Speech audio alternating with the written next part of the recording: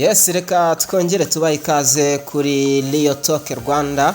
Turagarutse ngo tubane namwe mu makuru y'imikino ari kuvugwa hirya no hino ku isi, twibanda ku mugabane w'Uburayi. Ndi Avero, ndi kumwe na Ruganzu umeze neza? Meze neza cyane Avero, nawe nizere ko ari uko nguko, gusa ewana imbeho ni intambara. Imbeho ni nyinshi cyane, abantu barakonje, ariko nanone ni ibihe tuba tugomba kubyumva, kuko izuba ryabaye ryinshi tukumbura imvura yaba nyinshi tugakumbura izuba, ariko nanone tuba tugomba kubyakira. Tugomba kubyakira cyane ko navuga ko mu kwezi kwa 11 yagombye kuba iri kugwa nyine. Yakagombye kuba iri kugwa, ariko nanone urabizi ko noneho binatandukanye n'ikindi gihe. Meteo Rwanda yavuze ko hagati ya tariki 11 na tariki 20 hazagwamo imvura nyinshi natandukanye niyo ari isazugwa muri iki gihe. Ubwo rero tubyakire, reka twitangirire n'amakuru yacu y'imikino. Tuyatangirire mu ikipe ya Liverpool. Barashaka undi mukinnyi waza mu gice cy'ubusatirizi, by'umwihariko nk'umuwinga. Barimo barashaka umukinnyi w'ikipe ya AFC Bournemouth, akaba umunyegana, bamwita Antoine Semenyo. Ni Antoine Semenyo. Uyu musore navuga ko ni umwe mu basore bameze neza cyane, kuko magingo yangane bafite ibitego 7, assist zigera kuri 3. Tumaze tugeze kuri joro ya 11 muri English Premier League. Urumva ko iyo mibare ntabwo ari mibi. Ikipe ya Liverpool rero urumva nyuma yo kuzana uwitwa uyu Florian Wirtz, bamuzanye mu nimero 10, birasa naho bitigeze bikunda. Bamujyanye kuri iriya wing bafiteho uwitwa Cody Gakpo, ubwo ni wing y'ibumoso. Kumujyana hariya ni ukuvuga ngo services z'umuntu witwa Luis Diaz. Uwitwa Cody Gakpo ashobora kuza akagira ibyo atanga akitwara neza, ariko ntabwo yageza kuri ku muntu yitwa nde Luis Diaz. Urabyemera duheraho? Urabyemera ngo gufata umuntu bita Cody Gakpo ukamuvana mu kibuga ukahajyana Florian Wirtz? Wenda nuko yakamite byanzuranye nacyo nagomba kukigeraho, nuko wenda bwo gihise kiza hafi nacyo ngihereho. Ibyo by'ubwabyo ni pressure, ni amakosa. Kubera ko nta mpamvu yo gufata, kuko Cody Gakpo nta kosa na rimwe yigeze akora rimuvana mu kibuga. Ni nabyo twavugaga ngo nibyo yego wazanye uyu Florian Wirtz, umuzanye kumukirisha mu nimero 10, wizeye neza ko ashobora kuzaza agasumbya abari bahari. Sibyo wari wabaye victim yari Makalista. Yego. Ubwo Makalista yaregeye hehe? Kuri bench. Ijya kuri bench rya Makalista rijyahise rikwereka ko mediane yawe yabaye Chambaride, mediane wakoresha umwaka ushize yabaye Chambaride. Ubwo ni Makalista, Szoboszlai ndetse na Gravenberch. Nyine partnership yabo bombi havuyemo umwe hazamo undi, ariko ntibyagenda neza, gusimanta birananirana, ku buryo umuntu wese yanibazaga ngo ese ubundi wowe Arne Slot waretse uwitwa Makalista akagaruka mu kibuga, uwitwa uyu musore Florian Wirtz ukamureka akaguma kuri bench, byaba ari no kumwintroduiza akazamo gake nturwane na pressure yo kuvuga ngo yaguzwa aya mafaranga. Sibyo? Noneho nyuma yo kuvuga ngo ne kurwana no kuba niyo pressure yo kuvuga ngo naguzwa amafaranga, sindamujyana gukina ku 9, ntandi hantu ndamujyana gukina, kamujyane hehe? Ku mwanya wa Cody Gakpo mu dropping. Ku dropping Cody Gakpo usanzwe ukina aho hantu navo ni umwanya donatire. Yego, kandi n'imibare yari afite ntabwo si mibi, nta kosa yakoze rimukura mu kibuga.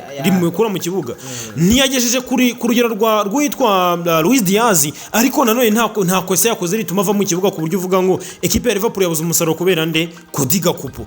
Wijya guhengeka yo rero umuntu witwa Florian Wirtz, kandi ku mwanya we byaramunaniye, ahubwo murekere ku mwanya nyine abashe guperforminga neza, undi niba introduction itari kugenda neza azisangemo, cyangwa se niramuka binanze azabe nka flop nk'abandi bose. Icyo cyo kuvuga ngo si niba kumbaza niba mbona ari the right person kuba ari gukina muri uriya mwanya, sibyo, ni long person mu mwanya yashyizwemo.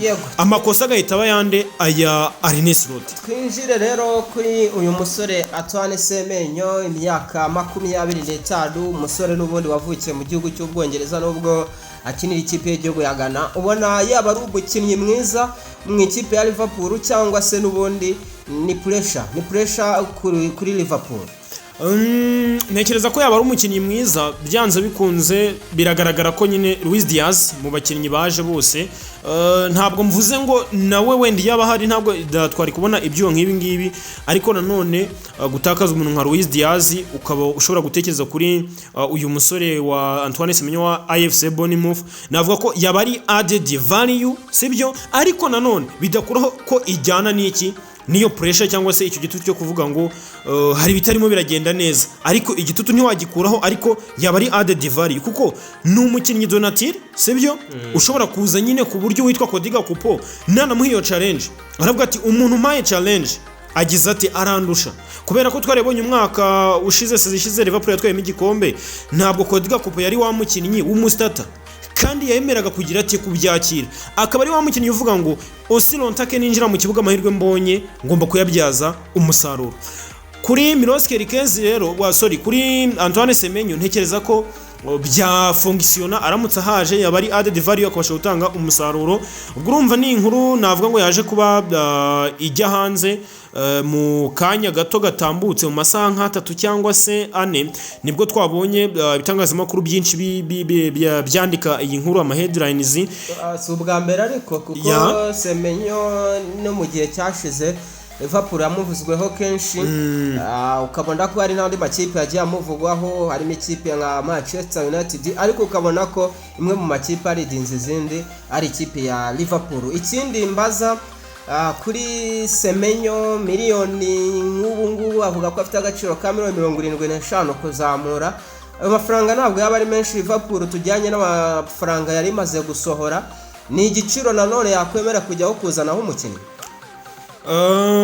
ntekereza ko byanze bikunze hari uburyo equipe hari ikintu twita gusettinga standard sibyo niba tuvuge niba uri equipe ukaba werekanye ko hari umukinnyi ushobora guhemba ibihumbi 300 sibyo bivuze ngo uhinduye ibitereko bya equipe twavuga ngo yajya guhemba 50-60 aribyo byatumye Luis Diaz agenda urumva niba ari umukinnyi ushobora kugura 90 by'ipaundi nkabahogo ekitike ushobora kugura abakinnyi miliyoni 90 ntabwo ari 90 miliyoni 100 kuri miliyoni 120 ukazana abasore nk'aba Florian Wirtz ntabwo ntekereza ko yaba ari amafaranga menshi kuko rega hari igihe duhugira ku kureba ngo Liverpool ayo yasohoye ariko twibuke ko hari nayo yarekipeye yagurishije Luis Diaz sibyo yagurishije ba Jarrell Kwanza yagurishije uyu musore muri Haveriot reba uyu musore uri muri Arabia Saudite Darwin Nunez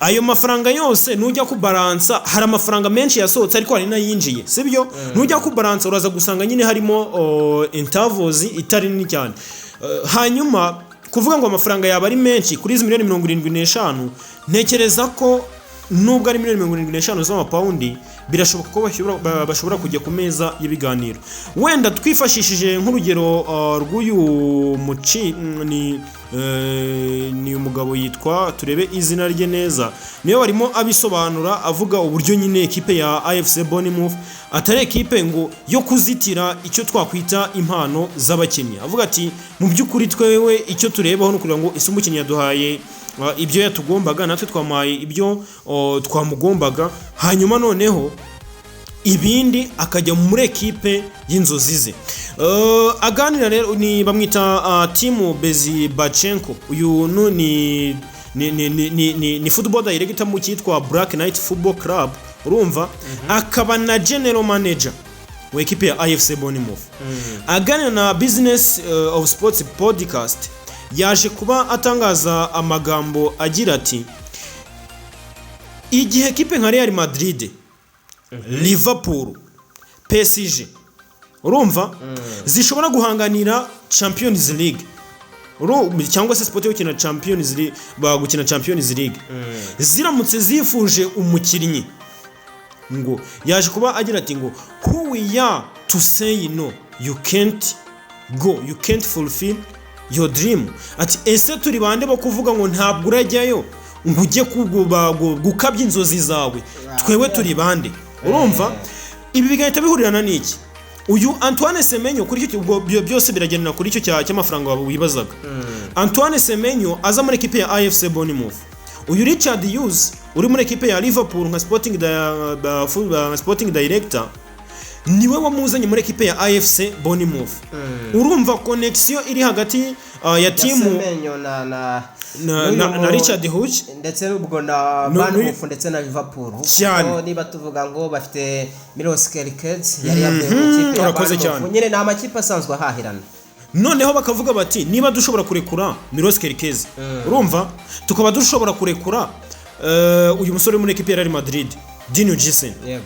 Avuga ati turi bande kuvuga ngo Antoine Semenyo ntashobora kugenda. Kuri Bournemouth yo urebye nk'iri soko rishize nimwe mu makipe yakuye abakinnyi benshi.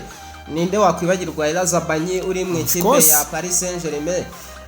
Turavuga umuzamu Kepa nawe niho yarari. Urumva ni ikipe Dominic Solanka. Abakinnyi benshi ariko ikaguma n'ubundi iri guhatana.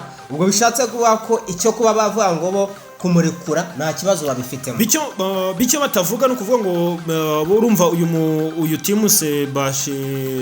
Timo Sebastian we ntabwo agaruka ku kintu cyo kuvuga ngo turamureka ajye muri Liverpool. Avuga ngo urumva waravuga ati equipe niza nyine igira ibyizana, wenda nyine abantu tugahita dutangira guhuza ayo ma connection araho hagati, ariko nawe ntabwo bikuraho ko hari n'andi ma equipe yagiye amwifuza nka Manchester United. Ngira ngo muri summer transfer window ijya kurangira hari amakuru yavuze ko uwitwa Ruben Amorim ngo yaba yarasangiye cyangwa se baragiranye nyine akantu kakagara, urumva n'abashinzwe kumushakira akariyo ndetse n'uyu musore Antoine Semenyo mbere ko urumva nyine ari muri equipe ya Manchester United harimo ibyo ashaka kuzuza, baraganira ariko biza kurangira bitigeze gute, bitagenze neza.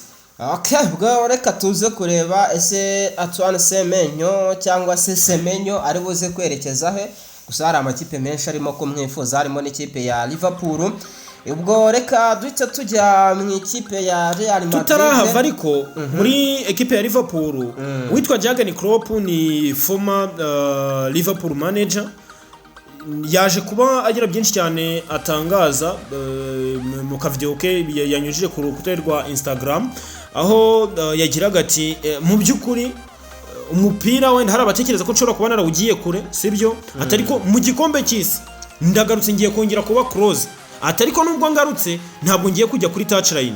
Ati icyo ngiye gukora nuko ngewe nka Jurgen Klopp ngewe ngiye kuba umupunditi mu gikombe cy'isi. Ati tuzaba turi kumwe tuganira, ati ubwo ibindi byo kuvuga ngo ndagaruka kuwutoza byo nta bihari, atariko rwose nzaba mari kandi meze neza cyane. Ubwo Jurgen Klopp nyine abantu bazajya mubona ku mateleviziyo asesengura umupira, ntekerezaho kandi umupira uri gusesengurwa na Jurgen Klopp abantu bafite gupayinga attention bakumva icyo navuga ngo afite avuga kuko icyo babikozemo understanding ya football. N'abakinnyi buriya iyo barimo basesengura kenshi noneho agasesengura amakipe yakiniye cyangwa se agasesengura abakinnyi bakinanye, nk'uyo zabasesengura bamwe bo yatoje abo bahanganye, byumvikane ko ni ibintu bizaba ari byiza cyane.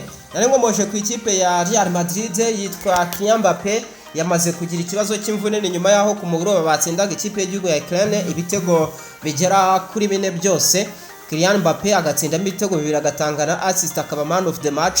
Mu gitondo cy'uyu munsi nibwo ibinyamakuru byinshi byanditse ko Mbappé yavuye mu mweherero w'ikipe y'igihugu y'Abafaransa agahita asubira i Madrid kugira ngo barebe ese utubazo tw'imvune yagize tumeze dute, cyane ko arimo ababara mu kagombambari.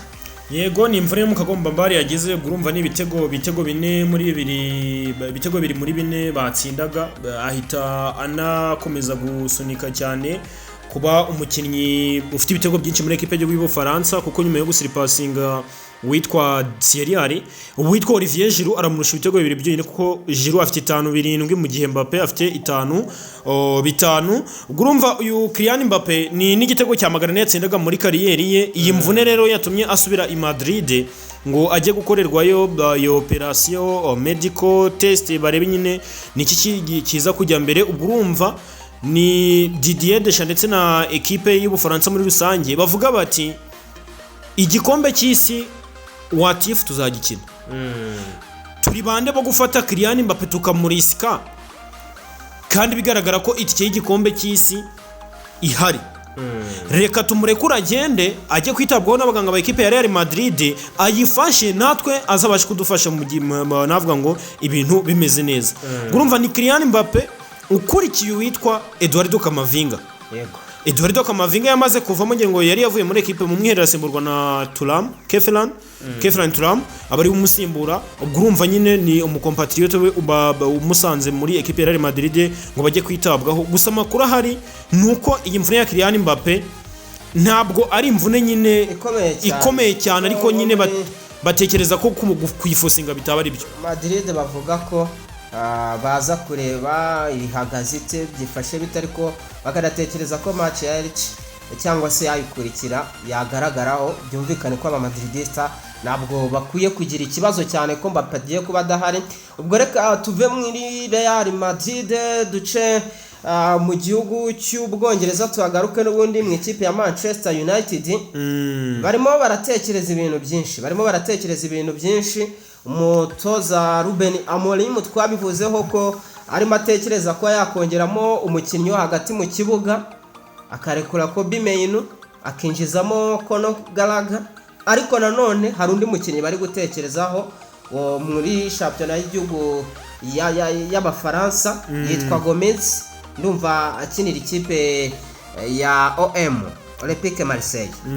Urumva ko rero barimo baratekereza undi mukinnyi hagati mu kibuga bakanatekereza undi muzamu ushobora kuba yaza kubafasha. Bari gutekereza umuzamu wo mu ikipe ya Malmo muri Sweden ko nawe yaza akabafasha. Byumvikane ko ni Manchester Amorim arashaka guhindura, arashaka kugira ibyo akora hariya, arashaka kureba ko yakubaka ibintu bye, ariko abantu bakavuga bati ibyo ukora byose bigaragara ko hari abo wagiye usora mu ikipe bagiye ahandi bakitwara neza, nawe umunsi resulta zakongera kuba mbi uraza kubona umukandida mu guhita ugenda. Urumva ntabwo byabura kandi buriya hari ikintu abantu bavuga ngo bamureke ngo igitutu ngo ni iki, hari ibintu utakora ngo icyo gitutu nyine ugikureho burundu. Ntabwo nyine hari ibintu biba bigoye pe, kubera ko ntabwo urafata ikipe ya Manchester United uvuge ngo ukeneye kubaka ariko nanone resulta zitaboneka. Kubaka resulta zitaboneka byo byagorana. Rero urumva nk'umutoza ntabwo ari we wenyine navuga ngo uje agatuma abakinnyi wenda hari abatembagara cyangwa se bakava mu bintu, ahubwo ikirebwa nukureba ngo ese n'undi ko nta mukinnyi usumba equipe akaba nta n'umutoza usumba equipe. Wowe mutoza wa performance neza ibyo hagombye guperforminga, wowe mukinnyi ibyo akagombye guperforminga wa performance under ya current manager, uwo mutoza muri gukorana murimo murabasha kwitwara gute. Iyo bidakunze uragenda nawe, iyo bidakunze yamijuguje kuvuga ngo warekwera runaka na runaka none umusaruro wabuze, nawe navuga ngo bigira gute bikugarukaho akaba utahiwe kuba wasohoka. Rero nekereza ko kuba bashaka abakinnyi benshi bagiye batandukanye, situwenda ko tukiri no turimo turagerageza kuba close cyane na January transfer window ntirafungura nyirizina, amakuru yagomba gutangira gasohoka, ariko nekereza ko anytime turaza kubona nyine ibijya ku murongo. ese Man United urongeramo abakinnyi ese ntubongeramo, byose nekereza ko biraza kujya ku murongo mu minsi ya vuba. Undi ni Robert Lewandowski. Kuri ubu ngubu twabigarutseho ko mu ikipe ya FC Barcelona batekereza ko bazanamo Harry Kane kugira ngo amusimbure, ariko amakuru ava mu binyamakuru bitandukanye hariya ku mugabane w'Uburayi ndetse no mu bagabo benshi bakomeye cyane muri siporo y'Uburayi bavuga ko Lewandowski icyambere cyo kuva mu ikipe ya FC Barcelona mu kwezi kwa mbere ibyo ntabwo abitekereza, ndetse icyo gitekerezo nta n'igihari. Ariko nanone akavuga ko no kuba yaritayarenga muri sama bwo mu kwezi kwa gatandatu kwa 2026 nabyo atabitekereza, ahubwo akiri open no kuba yaguma mu ikipe ya FC Barcelona igihe icyo ari cyo cyose ibintu byaba bigenze neza. Ku kijyanye no kuritayarenga cyo ku myaka afite mbona ko haba hakiri kare, aracyafite byinshi byo kuba yaha umupira w'amaguru. Ngira ni imyaka 34 harya afite 34 y'amavuko, 35 Lewandowski arashaje 37. Ku rwego rwe umukinnyi twabonye byibura aracyafite nk'indi myaka ibiri yo kuba yagira byinshi cyane atanga, kubera ko hari igihe tuvuga ngo arashaje nibyo, yego arashaje, ariko wibuke ko niba ashobora kuza agashipe FC Barcelona kwitwara neza, sibyo ikintu ubona gisa naho gishobora kuba cyamugonga ni imvune, ariko mu gihe atahura n'imvune siba kumukinisha imikino 38 muri La Liga, siba kumukinisha imikino 38 muri Premier League, siba kumugira umusitatu uhoraho, ariko ni umukinnyi ufite iyi experience, umukinnyi ujyana experiment ushobora gutwara abagenzi be akabwira ba Ferran Torres ati bigenze gutya akora iki ngiki. Ntekereza ko ashobora kuba yafasha kuri tiaringa, bwo nanjye mbona ko habakiri kare. Ikindi cyo kuvuga ngo arasohoka mu kwezi kwa mbere atarajya muri Saudi Arabia, sibyo? Sinzi niba dushobora kuba twabona indi equipe ishobora kuba yahita yikomitinga nawe guhita imugura mu kwezi kwa mbere, kandi mu kwezi kwa gatandatu araza kuba ari free agent.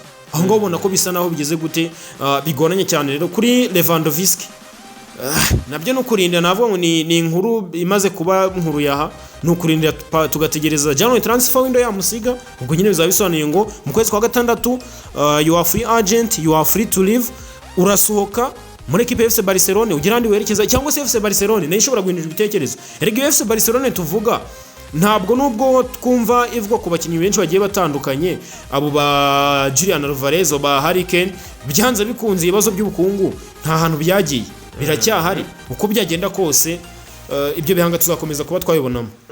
Ubwo tugenda dusoza, urango baratekereza gutanga Super Ballon d'Or.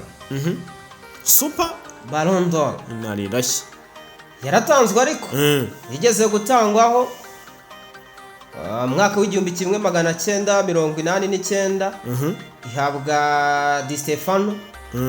Ubu ngubu rero nyuma y'icyo gihe urumva imyaka irihiritse ari myinshi cyane, barimo baratekereza kongera kuyitanga. Bayitanze 89.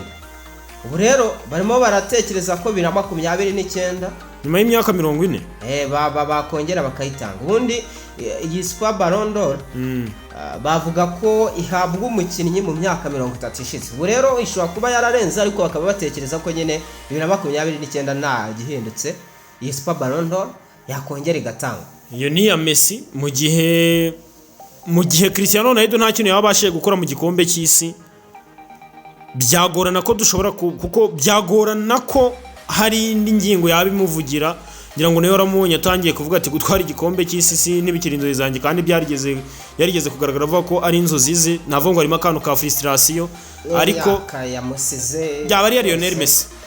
Ubwo rero ni na Cristiano, cyangwa wenda se bakagira n'ibindi bintu wenda banagenderaho, nabyo birashoboka. Cyatwabona wenda batanayimuhaye, urumva niba ari 89 Di Stefano akaba ariwe wayitwaye, nanone byashoboka.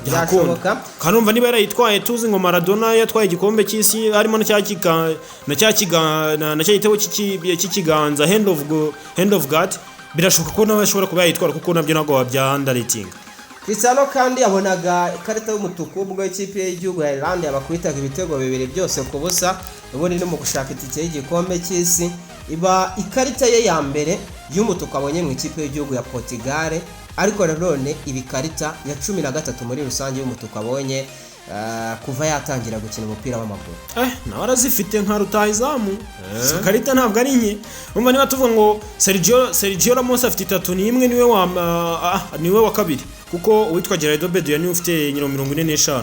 Urumva nawe kuba ufite 11 rero ntabwo wenda ntabwo wabyita indiscipline cyane, kuko n'ubundi abo tuvuga bafite amakarita y'imituku babaga bafite babaga babonye mu makarita kubera amakosa ushobora kwita indiscipline, ariko ukaza kure ngo ayo makosa bakoze ni iki yafashije ibihugu byabo, ama equipe yabo y'amakrebe muri rusange.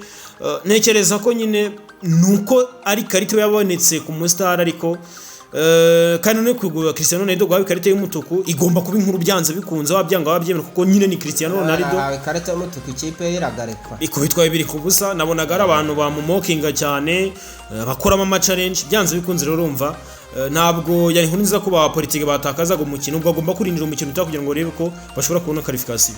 Yego, ubwo ikindi ubwo bantu bahita bibaza ngo ese Messi wamaze kubona zingahe? Sofa Messi amaze kubona amakarita 3 y'umutuku. Urumva amukubye inshuro nyinshi cyane. Umufana Cristiano Ronaldo yahita akubwira ati ariko nawe ntabwo batangirimo abwira ati Cristiano Ronaldo birambyemo. Ubwo rero ni ibyo ngibyo, reka dusoreza aha ngaha. Ngushimire cyane Ruganzo. Akoze cyane. Ubwo ngo twebwe ibiganiro bya siporo ndetse n'andi makuru muri rusange ni ahangaha kuri Neo Talk Rwanda. Mukomeze mukore subscribe.